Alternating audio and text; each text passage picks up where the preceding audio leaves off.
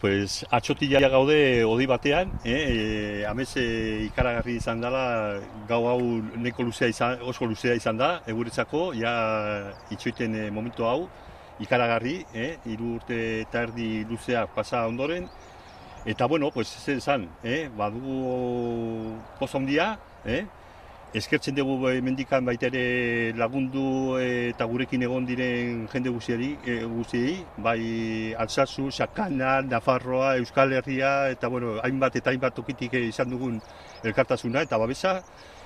Egia esan, oraindik ez da bukatu amez gaizto hau, jarraitzen du, eta bueno, pues, espero dugu lehenbailein arteatzea barruan geratzen diren Julen eta Jonan. Horrekin bukatuko genuke, badakigu hala ere gogorra eta bueno, gauza ezinezkoa izan dela, baina bueno, tokatu zaigu eta bueno, gu prest gaude ja behin betiko baztertzea historia hau eta baina claro, oraindik ate behar ditutu barruan daudena. Bai. Egontzarete zuen semeekin nola ikusi dituzue?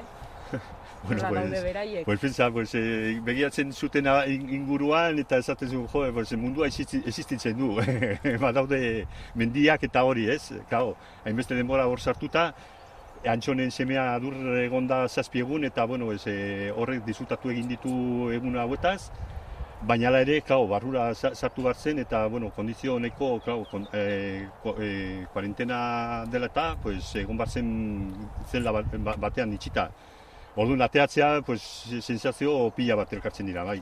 Gutxienez ja, utzi zuten, lapurtu zuten esparrua orain bete behar dute berriro. Orduan, gu gaude baita ere hodeietan. Pozik sumatu duzu orduan, ez? Pozik haiek eta gu ere bai, noski. Sensazioa polita. Eta gaur tokatzen zaigu, betiko abestiak esaten duena. Gaur txarrenari onena aterako diogo, eta onena gaur izango da haiekin egotea, haiekin disfrutatzea. Gaur egun berezia bizitzeko, sentitzeko, eta gogoratzeko beste biak hor jarraitzen dutela, eta gaur gainera ostirala denez,